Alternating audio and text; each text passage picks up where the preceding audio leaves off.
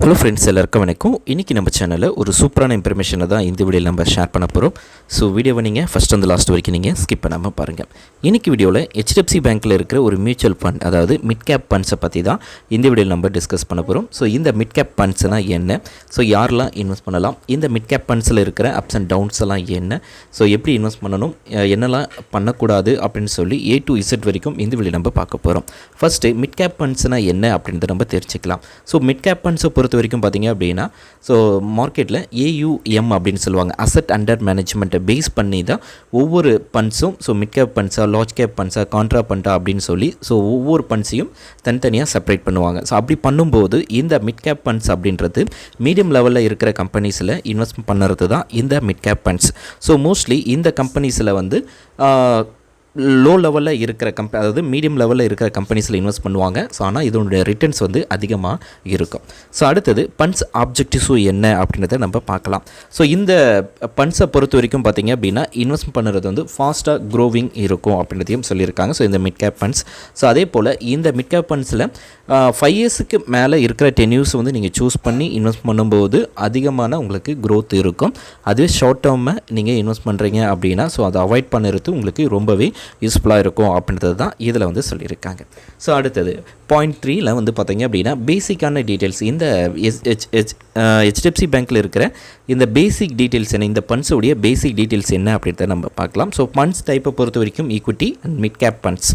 So இதோடைய stock market, அதாவது Bombay stock மார்க்கெட்டுடைய result படி 150 TRI, அதாவது டோட்டல் இண்டெக்ஸ் ரிட்டர்ன் அப்படின்னு சொல்லுவாங்க பார்த்தீங்களா. ஸோ அதனுடைய வேல்யூ. ஸோ எப்போ இதை வந்து லான்ச் பண்ணாங்க அப்படின்னா, ஸோ 2007 தான் இதை வந்து லான்ச் பண்ணியிருந்தாங்க. இதோடைய அசட் அண்டர் மேனேஜ்மெண்ட்டுடைய வேல்யூ எவ்வளோ, அதாவது டோட்டல் இன்வெஸ்டட், ஸோ எத்தனை பேர் வந்து இந்த அசட்டில், அதாவது இந்த ஃபண்ட்ஸில் வந்து இன்வெஸ்ட் பண்ணியிருக்காங்க அப்படின்னு பார்த்தீங்க அப்படின்னா 75,000க்கு மேற்பட்ட இன்வெஸ்டட் வந்து இந்த ஃபண்ட்ஸில் வந்து இன்வெஸ்ட் பண்ணியிருக்காங்க. ஸோ அதுதான் இதுக்கான அசட் அண்டர் மேனேஜ்மெண்ட். அடுத்தது இன்வெஸ்ட்மெண்ட் இன்ஃபர்மேஷன்ஸை பற்றியும் நம்ம பார்க்க போகிறோம். இதில் மினிமம் நீங்கள் வந்து பார்த்தீங்க அப்படின்னா SIP பண்ணணும் அப்படின்னா, ஸோ டைரக்ட் க்ரோத் பிளானும் இருக்குது, SIPயும் இருக்குது. ஸோ மந்த்லி உங்ககிட்ட இருக்க அமௌண்ட்டை நீங்கள் இன்வெஸ்ட் பண்ணலாம். ஸோ அது வந்து மினிமம் இன்வெஸ்ட்மெண்ட்டாக SIP பண்ணணும் அப்படின்னா 500 இருந்து இந்த ஆப்ஷன்ஸ் வந்து ஆரம்பிக்கிறாங்க. அடுத்தது லம்சம் அமௌண்ட், அதாவது உங்ககிட்ட இருக்க ஒரு லம்ஸ் அமௌண்ட்டை நீங்கள் இன்வெஸ்ட் பண்ணணும் அப்படின்னாலும் இன்வெஸ்ட் பண்ணலாம். ஸோ அதுக்கு மினிமம் வந்து பார்த்திங்க அப்படின்னா 5,000 rupees அப்படின்றது தான் இது ஸ்டார்டிங் வேல்யூவாக வச்சுருக்காங்க. அடுத்தது எக்ஸிடிங் லோடு, அதாவது எக்ஸிடிங் லோடு அப்படின்னா 1% சார்ஜஸ். எக்ஸிடிங் லோடு அப்படின்றது பார்த்திங்க அப்படின்னா ஸோ ஒரு குறிப்பிட்ட, அதாவது ஒரு வருஷத்துக்கு முன்னாடியே நீங்கள் வந்து இதில் இருக்கிற பேமெண்ட், நீங்கள் இன்வெஸ்ட் பண்ண அமௌண்ட்டை நீங்கள் விட்ரால் எடுத்துக்கிறீங்க, க்ளோஸர் பண்ணுறீங்க, ப்ரீ மெச்சூர் பண்ணுறீங்க அப்படின்னா ஸோ அதுக்கு வந்து 1% வந்து எக்ஸிட் லோடு வந்து கொடுப்பாங்க. ஸோ அந்த சார்ஜஸ் எடுத்துகிட்டு தான் உங்களுக்கு வந்து பேலன்ஸ் வந்து பே பண்ணுவாங்க. எக்ஸ்பென்சஸ் ரேஷியோ அப்படின்றது உங்களுடைய ஃபண்ட்ஸை வந்து மேனேஜ் பண்ணுறதுக்கான ஒரு வேல்யூ, அதாவது 1.3% வந்து உங்களுடைய இயர்லி சார்ஜஸ் வந்து எடுத்துப்பாங்க. ஸோ அது வந்து இயர்லி டென்யூஸை பேஸ் பண்ணி உங்களுக்கு சார்ஜஸ் வந்து இருக்கும். அடுத்தது இதுக்கான பர்ஃபார்மன்ஸை பொறுத்த வரைக்கும் பார்த்திங்க அப்படின்னா ஃபஸ்ட் இயரில் வந்து 30%, ஸோ இது வந்து ஆவரேஜாக இருக்கும். ஸோ ஃபஸ்ட் இயரில் வந்து உங்களுக்கு 30% அப்படின்றது அதிகமாகவும் போகிறதுக்கு வாய்ப்பு இருக்குது. ரொம்ப லோ லெவல், அதாவது 3.5லேருந்து 30% வரைக்கும் போகிறதுக்கு வாய்ப்பு இருக்குது. அடுத்தது 5 இயர்ஸ்க்கான ஆவரேஜ் ரிட்டர்ன்ஸாக எடுத்தீங்க அப்படின்னா 22% இருக்குது. அதுவே சின்ஸ் லான்ச் பண்ணதுலேருந்து ஆவரேஜாக நீங்கள் எடுத்தீங்க அப்படின்னா 15%லேருந்து 17% அப்படின்ற ரேஞ்சில் தான் இதுக்கான ரிட்டர்ன்ஸ் வந்து இருக்குது. ஸோ இந்த ரிட்டர்ன்ஸை பேஸ் பண்ணி எவ்வளோ அமௌண்ட்டை நம்ம இன்வெஸ்ட் பண்ணால் எவ்வளோ அமௌண்ட் நம்மளுக்கு கிடைக்கும் அப்படின்றத நம்ம லாஸ்ட்டாக உங்களுக்கு நான் எக்ஸ்பிளைன் பண்ணுறேன். இப்போது இந்த ஃபண்ட்ஸ் ஸ்டாக்கெட்ஸ் வந்து யாரெல்லாம் இன்வெஸ்ட் பண்ணியிருக்காங்க, ஸோ டாப் கம்பெனிஸ் எல்லாமே மோஸ்ட்லி இந்த மிட் கேப் ஃபண்ட்ஸில் வந்து இன்வெஸ்ட் பண்ணியிருக்காங்க.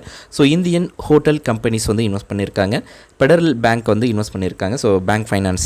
அடுத்தது பாலகிருஷ்ணா இண்டஸ்ட்ரியல்ஸ் வந்து இன்வெஸ்ட் பண்ணியிருக்காங்க, IPCA லேப்ஸ் வந்து இன்வெஸ்ட் பண்ணியிருக்காங்க. அடுத்து வந்து அப்போலோ டயர்ஸ் வந்து, ஸோ இவங்க எல்லாமே ஸோ பேசிக்காக, அதாவது ஸ்ட்ராங்காக இவங்களுடைய ஸ்டாக்ஸை வந்து ஹோல்ட் பண்ணுற கம்பெனிஸ் தான் இந்த மோஸ்ட்லி ஹை ரேஞ்சில் இருக்கிற கம்பெனிஸ். அடுத்தது இந்த மிட் கேப் ஃபண்ட்ஸில் இருக்கிற அட்வான்டேஜஸ்னால் என்ன அப்படின்றத நம்ம பார்க்கலாம். ஸோ ஹை க்ரோத் பொட்டென்ஷியல்ஸ் வந்து இதில் இருக்கும். ஸோ உங்களுடைய ரிட்டர்ன்ஸ் வந்து ஹை க்ரோத்தில் போகிறதுக்கு அதிகமான வாய்ப்பு இருக்குது. மேனேஜ் பை அதாவது எக்ஸ்பீரியன்ஸ்டு ஃபண்ட்ஸ் மேனேஜர் வந்து இதில் மேனேஜ் பண்ணுறாங்க. So great long term performance, அதாவது டென்யூர்ஸ் அதிகமாக 5 இயர்ஸ் 10 இயர்ஸ் அப்படின்னு சொல்லி நீங்கள் சூஸ் பண்ணுறீங்க அப்படின்னா உங்களுக்கு அதிகமான க்ரோத் இருக்கும். அதே போல் ஸோ உங்களுடைய நீங்கள் உங்களுடைய ஃபண்ட்ஸை நீங்கள் டிவைட் பண்ணி இன்வெஸ்ட் பண்ணும்போது உங்களுக்கு ரொம்பவே சேஃப் அண்ட் செக்யூர்டாக இருக்கும். ஒரு 1 lakh இருக்குது அப்படின்னா 2-3 ஃபண்டில் நீங்கள் இன்வெஸ்ட் பண்ணலாம். ஸோ 20,000 ஒரு மிட் கேப் ஃபண்ட்ஸில், லார்ஜ் ஃபண்டில், கான்ட்ரா ஃபண்டில் அதுமாரி பிரித்து நீங்கள் இன்வெஸ்ட் பண்ணலாம். ஸோ அதுக்கான ஆப்ஷன்ஸ் இருக்குது. ஸோ இதில் இருக்க டிஸ்அட்வான்டேஜஸ் ரிஸ்க் என்ன அப்படின்னு பார்த்தீங்க அப்படின்னா, ஸோ மிட் கேப் ஃபண்ட்ஸை பொறுத்த வரைக்கும் மோஸ்ட் ரிஸ்க் இருக்குது. ஸோ ஒரு கம்பெனி ரொம்ப டவுனாக போகிறதுக்கும் வாய்ப்பு இருக்குது. அதனால் so market ups and downs effect returns வந்து உங்களுடைய ரிட்டர்ன்ஸை வந்து ரொம்பவே பாதிக்கிறதுக்கு வாய்ப்பு இருக்குது. அதே போல் உங்களுடைய ஷார்ட் டேர்மாக நீங்கள் சூஸ் பண்ணுறீங்க அப்படின்னா மோஸ்ட்லி அஃபெக்டட் ஆகும் அப்படின்றது தான் சொல்லியிருக்காங்க. அடுத்தது இந்த இதில் இருக்கிற ஃபைனல் சம்மரிஸை நம்ம பார்க்கும்போது, ஸோ மிட் கேப் ஃபண்ட்ஸை பொறுத்த வரைக்கும் ஹை க்ரோத் இருக்குது, ஹை ரிஸ்க்கும் இருக்குது. ஸோ அதையும் நீங்கள் நோட் பண்ணிக்கணும். ஸோ எஸ்ஐபி பொறுத்த வரைக்கும் 500 இதில் நீங்கள் ஆரம்பிக்கலாம். பெஸ்ட்டு ஃபார் 5 yearsலேருந்து 10 years நீங்கள் சூஸ் பண்ணுறீங்க அப்படின்னா உங்களுக்கு ரொம்பவே பெஸ்ட்டான ரிட்டர்ன்ஸ் வந்து இதில் இருக்கும். இப்போது ஒரு 50,000 நீங்கள் இன்வெஸ்ட் பண்ண போகிறீங்க. ஸோ லம்சம் அமௌண்ட்டாக 50,000 நீங்கள் சூஸ் பண்ணுறீங்க.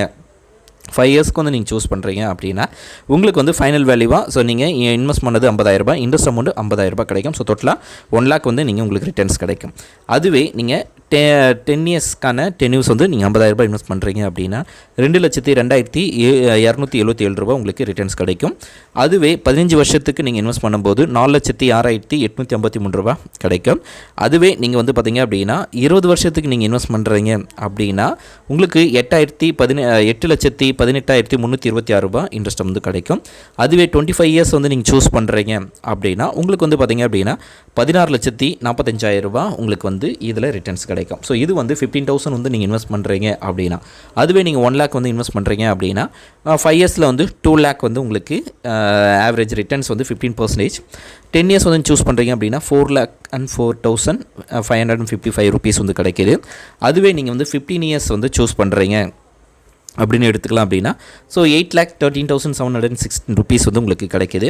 20 years வந்து நீங்கள் சூஸ் பண்ணுறீங்க அப்படின்னு எடுத்துட்டோம் அப்படின்னா ஸோ 20 yearsக்கு நீங்கள் 1 lakh வந்து இன்வெஸ்ட் பண்ணுறீங்க அப்படின்னா 16,36,653 ரூபா கிடைக்கிது. அதுவே 25 லட்ச ரூபா 25 yearsக்கு 25 yearsக்கு இந்த 1 lakh இன்வெஸ்ட் பண்ணுறீங்க அப்படின்னா உங்களுக்கு 32,91,895 ரூபா உங்களுக்கு ரிட்டர்ன்ஸ் கிடைக்கிது. ஸோ இது எல்லாமே 50,000 ரூபா 1 lakh எல்லாமே லம்சம் அமௌண்ட்டாக நீங்கள் இன்வெஸ்ட் பண்ணுறீங்க அப்படின்னா இந்த வேல்யூ, இந்த ரிட்டர்ன்ஸ் வந்து இந்த growth வந்து உங்களுக்கு கிடைக்கும். ஸோ அதுவே நீங்கள் வந்து எஸ்ஐபி பண்ணுறீங்க 500 இன்வெஸ்ட் பண்ணுறீங்க அப்படின்னா டோட்டல் இன்வெஸ்ட்மெண்ட் வந்து 30,000.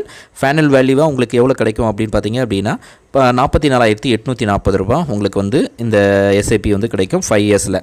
அதுவே 1,000 rupees வந்து நீங்கள் இன்வெஸ்ட் பண்ணுறீங்க அப்படின்னா 60,000 ரூபா இன்வெஸ்ட் பண்ணியிருப்பீங்க. உங்களுக்கு ரிட்டர்ன்ஸ் வந்து 89,681 ரூபா உங்களுக்கு கிடைக்கும். 1,500 வந்து நீங்கள் இன்வெஸ்ட் பண்ணுறீங்க அப்படின்னா 1,34,524 ரூபா உங்களுக்கு கிடைக்கும். அதுவே நீங்கள் 2,000 ரூபா நீங்கள் மந்த்லி இன்வெஸ்ட் பண்ணுறீங்க அப்படின்னா உங்களுக்கு வந்து பார்த்திங்க அப்படின்னா ஸோ மந்த்லி நீங்கள் 2,500 வந்து இன்வெஸ்ட் பண்ணுறீங்க அப்படின்னா 1,50,000 ரூபாய் இன்வெஸ்ட் பண்ணியிருப்பீங்க. ஸோ டோட்டல் ஃபைனல் வேல்யூவாக 2,24,204 ரூபா உங்களுக்கு இன்ட்ரெஸ்ட் அமௌண்ட் வந்து கிடைக்கிது. ஸோ டோட்டலாக இன்ட்ரெஸ்ட் அமௌண்ட் மட்டும் 74,204 ரூபா நீங்கள் எண்ட் ஆஃப் தி டென்யூரில் நீங்கள் எடுத்துக்க முடியும்.